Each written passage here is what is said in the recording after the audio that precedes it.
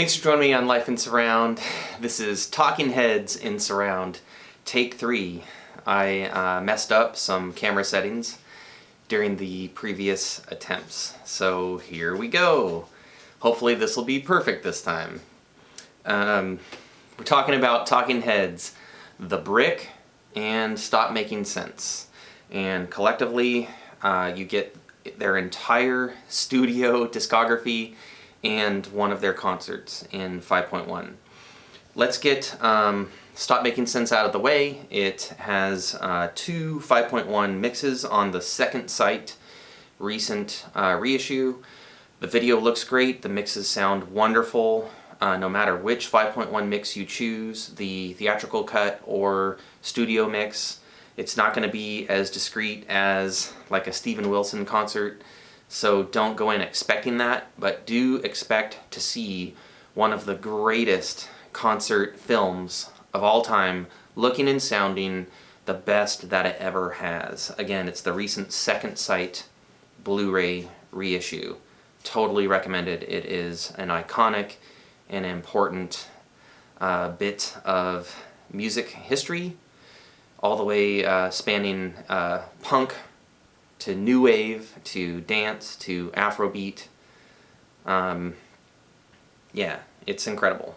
It's a performance piece, and it's lives up to its reputation, in my opinion.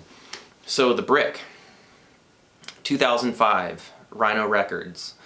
Some remixing engineers were commissioned to do Remain in Light and Speaking in Tongues, if I recall correctly, and those albums turned out so well that the label decided to do all of the albums and release them all at the same time. And that bodes well for surround lovers because we got The Brick. We got The Brick. Comes in this white plastic case with a bunch of different lyric snippets embossed on it, and not sure how well this will come through, but Talking Heads is etched in the deepest. So, yeah, negatives. Let's get the negatives out of the way. They wanted to go with this entirely white box look, so all of the spines are pure white plastic, and so you don't get the names of the albums on the spines. And then also the backs of the albums are all just this white, opaque plastic, so you don't get any album information on the spine or on the back of these cases. And that's not the end of the world, but the only information that you do get is from the booklet that comes with each disc. And like I said, you get every single Talking Heads studio album, so all 8 of them. And they all come with this sort of postcard type of thing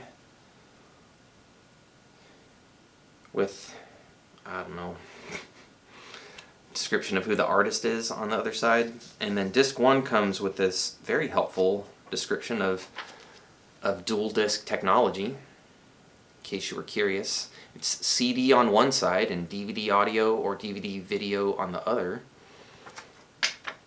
A very funky format. Maybe it was an attempt to compete with DVD audio at the time, or SACD. Yeah, I guess SACD, since you have that CD possibility. But dual discs are a little thick, and so they don't work well in front-loading players like in your car. They work better or exclusively in top-loading players like for your computer, or like my Oppo BDP 103 sitting over there, my Sony X800.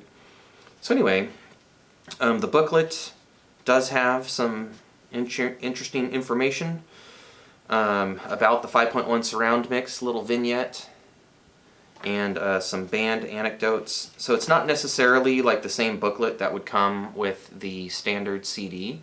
So the booklets do offer a value. Yeah, it's just these white opaque cases, I think, are an odd choice. For someone like me who's not intimately familiar with the history of Talking Heads, it would have been very nice for me, as I'm listening, to be able to refer to the physical product and to have reinforced for me things like song titles and whatnot. Now the song titles do appear on the screen when you're watching the DVD, so I don't know. You also have, everybody has a cell phone, so you can just look this information up. I just found this to be a very curious choice. Alright, so the broader topic here is bands that have put out their entire discography in surround. Alright, I wanted to begin to dive into that. I have covered bands before on this channel, like the entirety of their surround output, like Flaming Lips in surround, Rush in surround, that sort of thing. But I want to give some accolades to the groups that have put out everything. So Talking Heads are among them. One fell swoop, we get all 8 albums. Genesis across 3 box sets. Again, we get all of their studio output. Let me see. King Crimson across several very large box sets covering certain eras, and then each with individual releases. We have all of their studio albums. I'd prefer if we also had their projects, but for the King Crimson moniker of itself, we do have all of their output. That might be just about it. There might be another band or two that have really put out everything, but REM are missing a few titles from their IRS years, and I think Depeche Mode might have dropped the ball, like on their latest record. Could be wrong there. And then, there are bands that have put out quite a few of their albums in surround. Like I said, REM, Opeth, Catatonia, and that's always greatly appreciated, because most bands either put out like one album, and it is sometimes like a random album. It's not even like their peak album. And then the majority of bands and groups and artists never even put out one. Oh my gosh, I can't believe off the top of my head I didn't think of Steven Wilson. Steven Wilson's entire solo catalog is in surround. Technically, Bruce Sword's entire solo catalog is in surround. But even they haven't put out everything from The Pineapple Thief and Porcupine Tree, right? So anyway, yeah, I do want to cover this concept of those labels, those artists, those bands that have put out an entire discography in surround. It's very cool. And my co-writer for this video, my special friend Elad, made an interesting point that the voters over on Quadraphonic Quad rated the Brick together in solidarity, all 8 albums, higher as a percentage of 10 out of 10 votes. I think it was like in the 70-something percentile, like almost 80% of votes for the Brick on Quadraphonic Quad are 10s. And no individual album in the Brick reaches that mark. I think Speaking in Tongues might be in the 60s. And sometimes the votes, to me, seem to be driven by how popular an album is. So I think Speaking in Tongues and Remain in Light are the 2 highest rated individual albums. But like Little Creatures sold the best back in the day. Yeah. So let's talk about the mixes, okay? What you're gonna get. Basically, Talking Heads 77 was their debut. It benefited from the least amount of individual tracks on the master tapes, so it has the fewest layers, and it has the tamest mix. It is mostly the band up front, and then attempts through reverbs and echoes and delays and stuff of that sort to bring the sound out into the room. So much like the Doors Perception box set, oh, there's another band, with everything out in surround. The Doors Perception set, if you pick that up, You have all of their studio output in surround. And their earlier albums, again, suffer from a lack of multitudinous multitracks and a lack of layers. And so the early Doors albums 5.1 mixes are pretty tame, as is this one, Talking Heads 77. But the material is so strong, and the fidelity is pretty sweet, maybe a little bit hotly mastered. But yeah, so we have our weakest mix here. And then the good news is, as the multi-track tapes expand and the layers become more available, the mixes just get better and better and better. So we have more songs about buildings and food, I think. I'm not intimately familiar with every one of their albums, and again, it would have been nice if I could have just read that on the spine or the back, right? But I can't. So their second album, the mix improves a little bit, and they move more from like a raw, punky sound into a new wave sound, and Fear of Music. Kind of an experimental album, a lot of Brian Eno influence, and you get a better mix. Moving into Remain in Light, Once in a Lifetime, this kind of looping technology driving the production values. Adrian Belew from King Crimson and I think Frank Zappa. In any case, super talented and unique in his playing sensibilities. Definitely announcing himself prominently on certain tracks on this record. Alright, and if you don't want the brick, and you want to go get an individual album, because these dual discs were all released separately. Speaking in Tongues, I mean, it has the mega hit Burning Down the House, but the thing is that it also has, for a bonus track, a Burning Down the House remix, which takes an already nearly Yoshimi Battles the Pink Robots level discrete mix for Burning Down the House, mega hit. If I heard it as a kid and remember it in the early 80s, it was definitely big. They do a Burning Down the House alternate version, and they throw in stuff like extra vocal echoes that just put it over the top. It's a surround sound tour de force.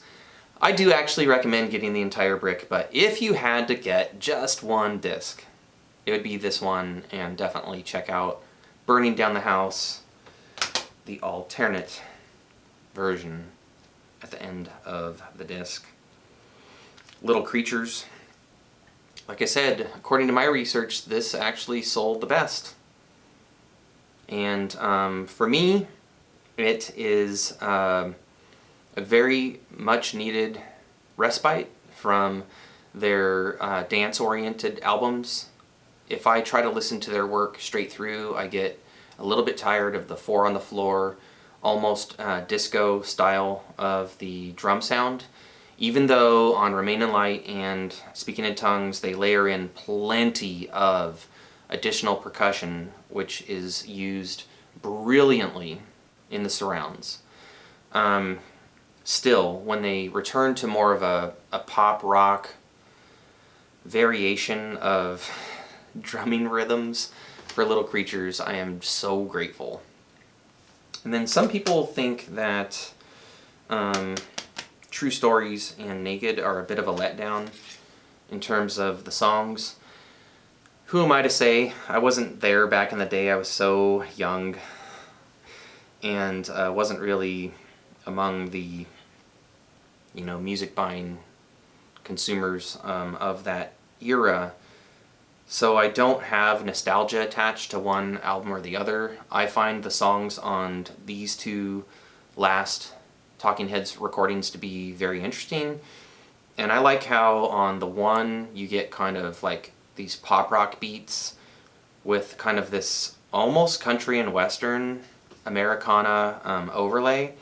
And then on Naked you get a return to the styling from Remain in Light, sort of a loopy dance-oriented type of production, again with like some country and western flavored Americana. And to me, that's just like such a fascinating, interesting sound that I wouldn't completely discount either of these. So wow. We have Stop Making Sense, we have the Brick, and then again, you can go find the individual dual discs. If you're going to try to find the Brick, don't expect to find it for much less than $200 if you can even find it at that price point. What I recommend is look at the various Amazons. There's an Amazon in many of the larger regions, the larger markets of the world. So Amazon Japan, Amazon France, Amazon US, Amazon Canada, Amazon Australia, Amazon Germany, and so forth. Watch the various Amazons. Watch Discogs.com, watch eBay.com. Save searches and contact sellers. A lot of times they listed something for what they hoped to get, and then it sits around for a while, and you can talk to them about what the market will actually bear, and they can come down and become much more reasonable with their pricing. So yeah, the Brick is out of print, and all of the individual dual discs are out of print. So you're going to have to save your searches, keep your eyes peeled, you know, go look at your Amazon wish list, go look at eBay, you know, every so often. I got lucky. I got my Brick for right around the original retail price, and it was already long since out of print. I've only had it for a few years. So, well worth it. I'm so grateful for groups that put out their entire discography for us. It gives so much to dig into, other than just that like one random album from certain groups. I really appreciate the ability to like really dig in and digest an entire group's output with the benefit of that surround separation and immersion. So don't forget, leave your comments below. I'd like to hear what you think about the Brick or about any individual Talking Heads releases that you have, your opinion about Stop Making Sense, shopping for out-of-print stuff, your methods. If you know of sites that are better than the ones that I look at, please let me know. I'm very curious about finding good deals on used releases. And just came to mind, like sometimes people are selling things on Steve Hoffman forums, sometimes people are selling things on Quadraphonic Quad, and you can also like start your own thread about looking for certain titles. So that could be another way to go, more of a private exchange than to rely on these online, you know, marketplaces. So, all right, Talking Heads, the Brick. Oh my gosh, I'm thankful that I have it. There are definitely some reference level 5.1 mixes. Burning Down the House, alternate version at the end of Speaking in Tongues. And then Papa Legba from True Stories also has an alternate take with a different vocalist, and I'm not sure what it is about that guest vocal, but it really caught my ear. It's a magnificent bonus track and receives a really great surround mix, so again, that's also worth checking out. I hope you enjoyed this video. Don't forget to like, subscribe, ring the notification bell, tell all your friends about Life in Surround, and any way that you can support the channel in those ways helps to get the love of surround out to more people, and hopefully we'll all support our favorite surround artists and keep this hobby that we love healthy and vibrant for many years to come, either on dual disc or on SACD, Blu-ray, DTS CD, DVD video, DVD audio, streaming in Atmos, whatever.